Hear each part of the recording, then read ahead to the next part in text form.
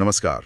और हमारी आज की इस खास चर्चा में स्वागत है। नमस्कार। आज हमारे सामने 4 नवंबर 2025 की एक आध्यात्मिक वार्ता है। मुरली कहते हैं इसे। जी। और इसका शीर्षक बड़ा दिलचस्प है।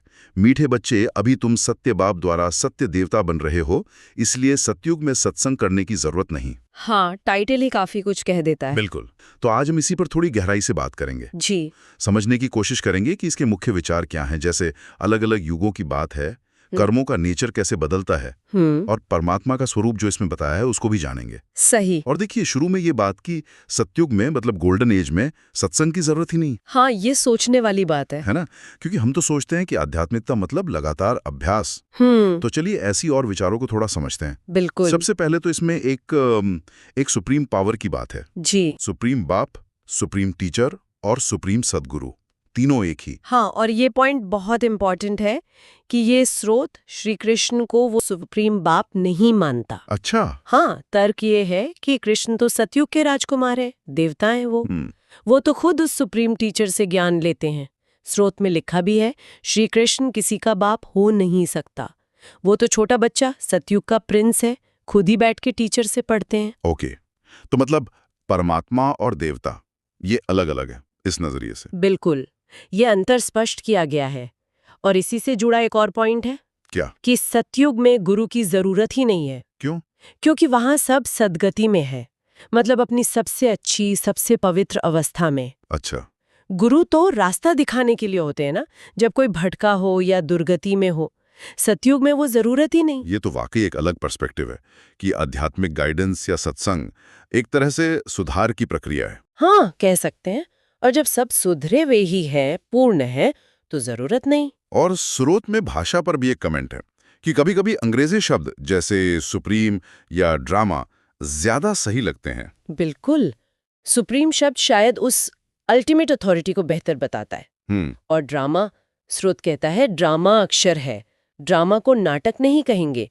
नाटक में तो अदली बदली होती है। इसका मतलब गहरा है कि ये जो दुनिया का खेल है, ये एक फिक्स्ड साइकिल है जो हूबहू रिपीट होता है। अच्छा, रिपीट होता है। हाँ, बिल्कुल वैसे ही। कोई ऐसा नाटक नहीं जिसमें किरदार बदल जाएं या कहानी बदल जाए।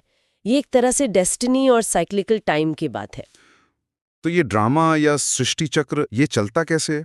आपने कहा रिपीट होता है। हाँ, स्रोत कहता है ये हूबहू फिरता है, कोई चेंज नहीं।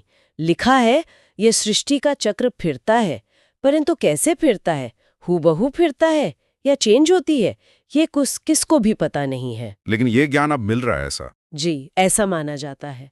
और इस चक्र के दो मुख्य हिस्से बताए हैं। कौन कौन से? पहला है सतयुग और त्रेता युग का समय।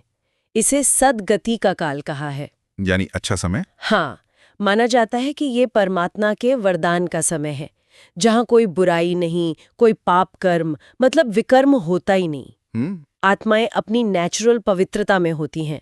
स्रोत कहता है सतयुग त्रेता में है ही सद्गति, उस समय दुर्गति का नाम नहीं, विकार ही नहीं जो विकर्म हो। अच्छा। और दूसरा हिस्सा वो है द्वापर और कलयुग। इसे दुर्गति का समय कहा है, यानी बुरा समय। हाँ, मान्यता है कि इस दौरान रावण राज्य शुरू होता है, मतलब बुराई या विकारों का असर बढ़ जाता है। ओके। जिससे हमारे कर्म विकर्म बनने लगते हैं।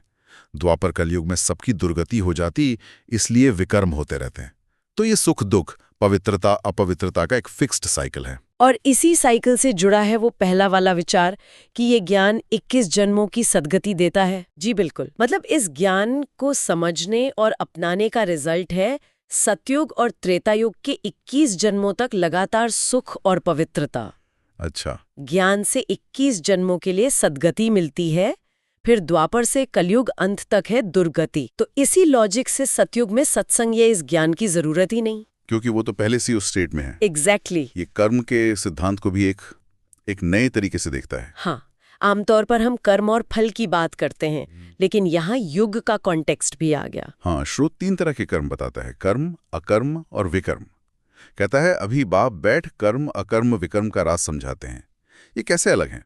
देखिए, समझाया गया है कि कर्म तो हम हर युग में करते हैं, लेकिन उसका नतीजा युग की वाइब्रेशन या अवस्था पर डिपेंड करता है। अच्छा। कैसे? रावण राज्य में मतलब द्वापर कलयुग में जब आत्माएं बॉडी कॉन्शियसनेस और विकारों के प्रभाव में होते हैं तो नॉर्मल कर्म भी विकर्म बन जाते हैं। मतलब ऐसे कर्म जो बंधन बनाते हैं, दुख का कारण बनते हैं, रावण राज्य में सब कर्म विकर्म हो जाते हैं। ओके। और सतयुग में? उसके उलट राम राज्य यानी सतयुग त्रेता में आत्माएं पवित्र होती हैं, दैवी गुणों वाली, परमात्मा के वरदान के अंडर जी। इसलिए वहां जो कर्म होते हैं वो अकर्म होते हैं। अकर्म मतलब कर्म ना करना? नहीं, अकर्म मतलब ऐसे कर्म जिनका कोई नेगेटिव फल या बंधन नहीं बनता, जो नेचुरल हैं, पुण्य वाले हैं। अच्छा। सतयुग में विकर्म होता नहीं क्योंकि वहां है राम राज्य, बात से वरदान पाए हुए हैं। ये सुख दुख के खेल का हिस्सा है। दुख में भगवान याद आते हैं, सुख में नहीं। तो मतलब कर्म अच्छा है या बुरा ये सिर्फ नियत पर नहीं बल्कि उस समय की ओवरऑल चेतना और भगवान से कनेक्शन पर भी निर्भर करता है। हाँ, एक तरह से कह सकते हैं। ये काफी गहरा एनालिसिस है। बिल्कुल। अच्छा, अब स्रोत में कुछ और स्पेसिफिक कैरेक्टर्स और कॉन्सेप्ट्स भी हैं, जैसे प्रजापिता ब्रह्मा और सूक्ष्मवतन। जी, इसमें प्रजापिता ब्रह्मा का जिक्र है, जिन्हें इस ज्ञान के जरिए ब्राह्मण कुल बनाने वाला बताया गया है। ब्राह्मण कुल? हाँ, ये ब्रह्मा कुमार और कुमारियां ये देवता नहीं है, ये एक स्पेशल ब्राह्मण कुल है जो इस संगम युग में मतलब कलयुग के अंत और सतयुग की शुरुआत के बीच के समय में परमात्मा बनाते हैं। अच्छा। तुम ब्राह्मणों की डिनास्टी नहीं है, ये है ब्राह्मण कुल। सर्वोत्तम ब्राह्मण कुल कहा जाता है। ये वो है जो देवता बनने की पढ़ाई पढ़ रहे हैं। ओके। और सूक्ष्मवतन ये क्या चीज है? सूक्ष्मवतन को एक अलग दुनिया या डायमेंशन जैसा बताया गया है, जहां फरिश्ते रहते हैं। फरिश्ते? हाँ, और इन फरिश्तों का शरीर हड्डी मांस का नहीं होता, लाइट का होता है, बहुत सूक्ष्म।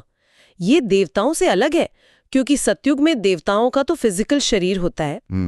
सूक्ष्म वतन में फरिश्ते रहते हैं, वहां हड्डी मांस होता नहीं। देवताओं को तो हड्डी मांस है ना। चित्रों में ब्रह्मा को अक्सर सिंपल सफेद कपड़ों में दिखाते हैं, इसका क्या कारण बताया? स्रोत बताता है कि जब परमात्मा ब्रह्मा के शरीर का आधार लेते हैं ज्ञान देने के लिए, तो वो उनका कई जन्मों का आखिरी जन्म होता है और उस समय वो एक साधारण बल्कि गरीब इंसान होते हैं। अच्छा। तो ये उनकी उस आखिरी अवस्था की सिंप्लिसिटी दिखाता है। ब्रह्मा साधारण मनुष्य बहुत जन्मों के अंत में गरीब हुआ ना, इस समय है ही खादी के कपड़े। लेकिन कई बार चित्रों में सूक्ष्मवतन का बड़ा श्रृंगार दिखाते हैं या हनुमान जैसे कैरेक्टर्स भी जोड़ देते हैं। इस पर स्रोत क्या कहता है? स्रोत इनको भक्ति मार्ग की इमेजिनेशन मानता है। अच्छा। हाँ, कहता है कि सूक्ष्म वतन में वैसे फिजिकल श्रृंगार की जरूरत नहीं होती और हनुमान जैसे कैरेक्टर्स का असल में मनुष्य रूप में होना नहीं माना गया है। उन्हें भक्ति की भावना या कल्पना का प्रतीक समझा गया है। सूक्ष्म वतन में तो ये श्रृंगार आदि होना नहीं चाहिए, जैसे हनुमान का साक्षात्कार कराते हैं। अब हनुमान जैसा कोई मनुष्य होता नहीं।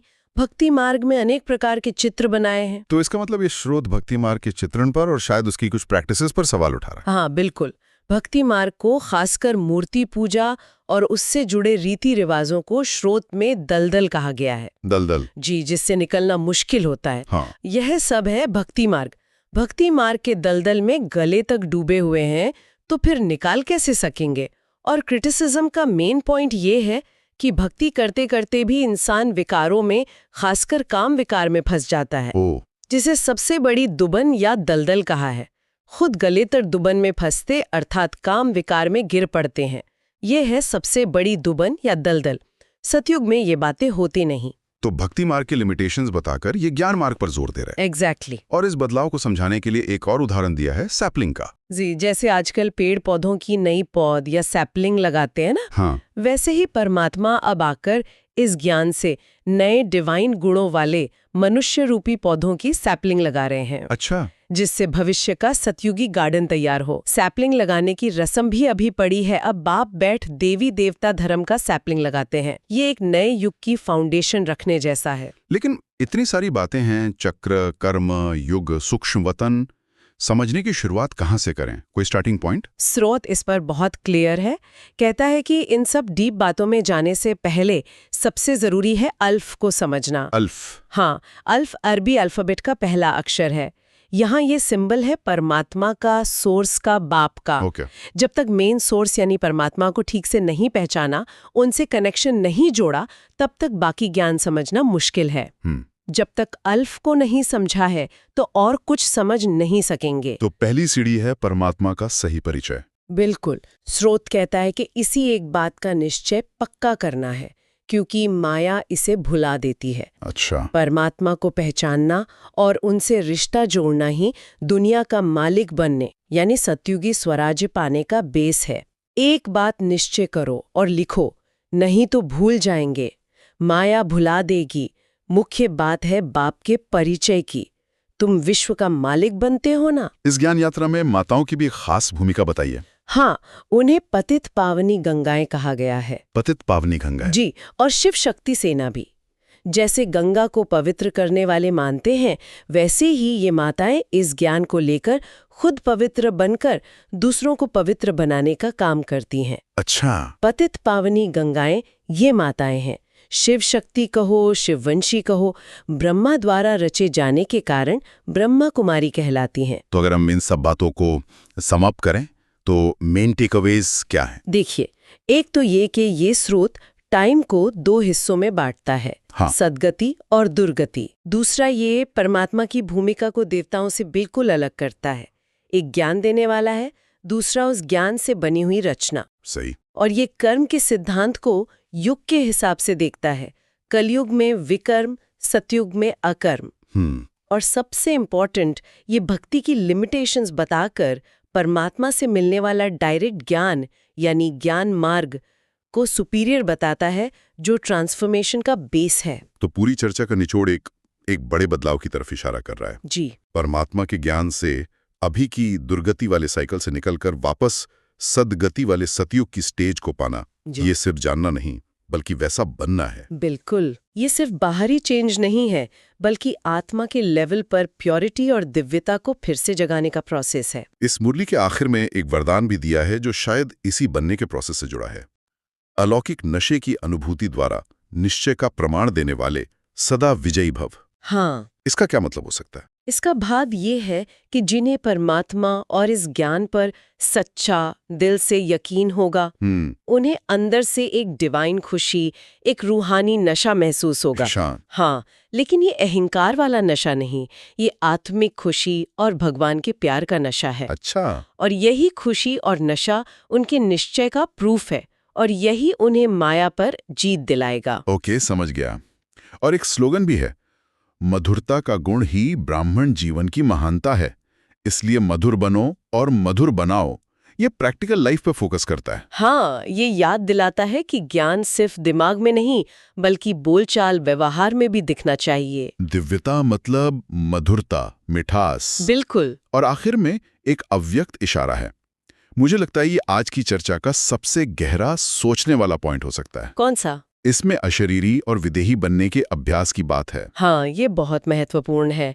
अशरीरी मतलब खुद को शरीर से अलग आत्मा समझना, और विदेही मतलब शरीर और शरीर के विकारों के खिंचाव से परे हो जाना। इशारा ये है कि इस शरीर में रहते हुए भी इससे डिटैच्ड होकर काम करना है। पर ये करें कैसे? श्रुत कहता है शरीर को करणहार समझो, मतलब काम करने का इंस्ट्रूमेंट। जी। और खुद आत्मा को करावनहार समझो, मतलब उस इंस्ट्रूमेंट से काम कराने वाला। सही। इस देह द्वारा करावनहार बन करके कर्म कराओ। इसी स्थिति को विदेही स्थिति कहते हैं।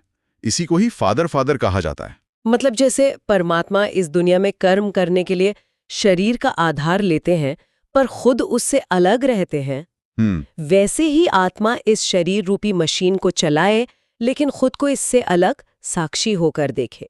तो ये सिर्फ कोई फिलोसॉफिकल आइडिया नहीं है, बल्कि रोज की जिंदगी में प्रैक्टिस करने की एक मेथड है। बिल्कुल। कैसे इस शरीर में रहते हुए इसकी लिमिटेशंस और अट्रैक्शन से परे रह के एक आत्मिक स्थिति में टिके रहें? जी, यही सवाल है। ये वाकई गहरा सवाल है जिस पर सोचा जा सकता है, और शायद यही इस ज्ञान का प्रैक्टिकल एसेंस है। हाँ, कह सकते हैं।